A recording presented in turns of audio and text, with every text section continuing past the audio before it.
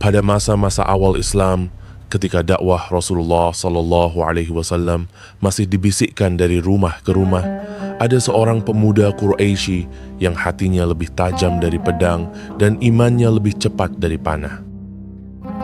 Namanya Sa'ad bin Abi Waqqas. Ia berasal dari Bani Zuhrah, kabilah yang sama dengan Aminah binti Wahab, ibu Rasulullah SAW. Sa'ad memeluk Islam pada usia sekitar 17 tahun, termasuk 7 orang pertama yang menerima cahaya Islam.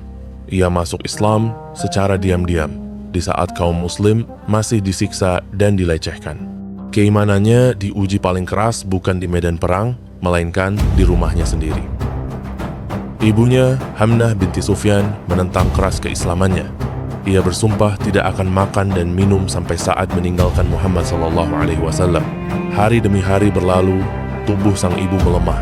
Namun Sa'ad berdiri teguh.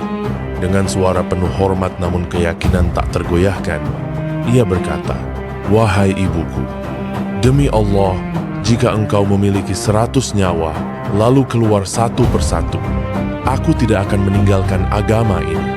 Ibunya akhirnya menyerah. Peristiwa ini diabadikan dalam Al-Quran sebagai pelajaran tentang ketaatan kepada orang tua yang tidak melampaui ketaatan kepada Allah. Sa'ad bin Abi Waqqas bukan sekadar seorang sahabat. Ia adalah orang pertama yang melepaskan anak panah di jalan Allah.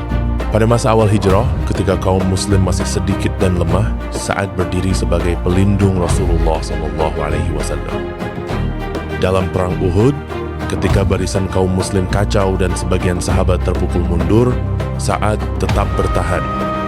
Rasulullah SAW berdiri di belakangnya sambil bersabda, "Panahlah wahai Sa'ad, ayah dan ibuku menjadi tebusan bagimu." Kalimat ini adalah kehormatan luar biasa jarang Nabi SAW mengucapkannya kepada seseorang. Saat memanah tanpa gentar, seolah setiap anak panahnya diarahkan langsung oleh iman. Suatu hari, Sa'ad memohon kepada Rasulullah SAW, "Wahai Rasulullah, berdoalah kepada Allah agar Dia menjadikan doaku mustajab." Rasulullah SAW mengangkat tangannya dan berdoa, "Ya Allah, kabulkanlah doa Sa'ad apabila ia berdoa kepadamu." Sejak hari itu, doa Sa'ad menjadi tajam seperti anak panahnya. Dikisahkan, seorang lelaki pernah memfitnah dan mencaci Sa'ad tanpa alasan. Sa'ad tidak membalas dengan kata-kata. Ia hanya berdoa, "Ya Allah, jika orang ini berdusta, maka panjangkanlah umurnya, miskinkanlah hidupnya, dan tampakkanlah kehinaannya." Doa itu terkabul. Lelaki tersebut hidup dalam usia panjang, miskin, dan sering terlihat dipermalukan di hadapan manusia. Namun Sa'ad tidak dikenal sebagai pendendam. Ia hanya berdoa ketika kehormatan agama dan kebenaran diinjak.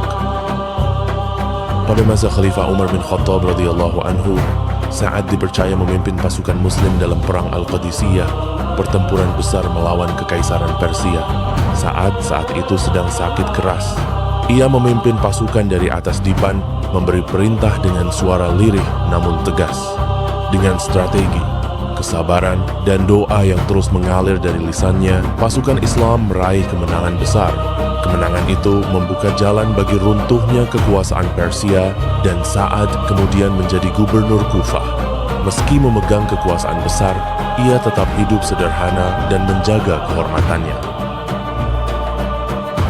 Ketika fitnah besar melanda umat Islam setelah wafatnya Khalifah Utsman, Sa'ad memilih menarik diri dari konflik.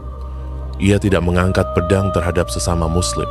Ia berkata, "Aku tidak akan menghunus pedang yang tidak dapat membedakan antara orang beriman dan kafir." Sikap ini menunjukkan kedalaman hikmah dan ketakwaannya.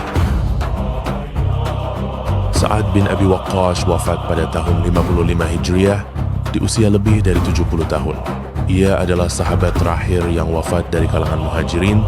Ia dimakamkan di Baqi, Madinah. Ia pergi tanpa istana, tanpa mahkota, namun membawa sesuatu yang jauh lebih mulia. Iman yang teguh, doa yang mustajab, dan sejarah yang ditulis di langit.